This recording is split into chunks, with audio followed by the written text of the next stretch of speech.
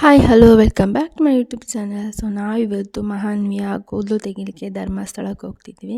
So ನೀವು ಸಹ ಬನ್ನಿ.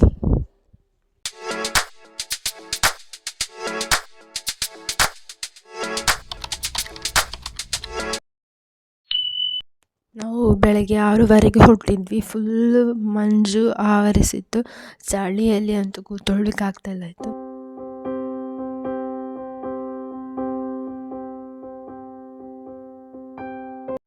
ಸೊ ನಾವು ಪುತ್ತೂರಿಗೆ ಎತ್ತಿ ಆದಮೇಲೆ ಅಲ್ಲಿಂದ ಸ್ವಲ್ಪ ಕ್ಲಿಪ್ ತೆಗೆದೆ. ನಾನು ಹೆಚ್ಚು ವೀಡಿಯೋಸನ್ನು ಮಾಡೋಕ್ಕೆ ಹೋಗಲಿಲ್ಲ, ಯಾಕಂದರೆ ಬೆಳಗ್ಗೆ ಹೊರಟ ಕಾರಣ ನಿದ್ದೆ ಸಹ ಬರ್ತಿತ್ತು. ಎಡೆಯಲ್ಲಿ ಆದಷ್ಟು ವೀಡಿಯೋ ಮಾಡಿದ್ದೇನೆ, ನಿಮಗೆ ಇಷ್ಟ ಆಗುತ್ತೆ ಅಂತ ಅಂದ್ಕೊಂಡಿದ್ದೇನೆ. ಆಮೇಲೆ 9:20 ಆಗೋರಷ್ಟರಲ್ಲಿ ನಾವು ಧರ್ಮಸ್ಥಳಕ್ಕೆ ತಲುಪಿದ್ವಿ. ಧರ್ಮಸ್ಥಳ ಹೋಗೋ ದಾರಿ ಅಂತೂ ಫುಲ್ ಹಸಿರು ಮರಗಳಾಗಿರ್ಬೋದು,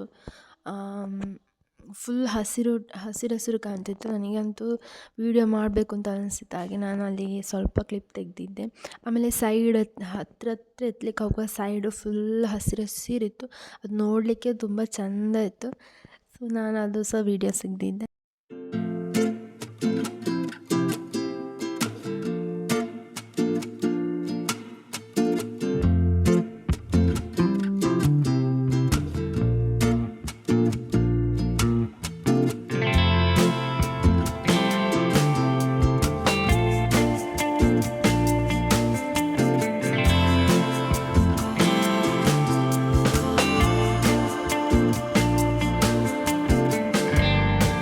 ಹೋಗಿದ್ದು ಸಂಡೇ ಆದ ಕಾರಣ ಫುಲ್ ರಶ್ ಇತ್ತು.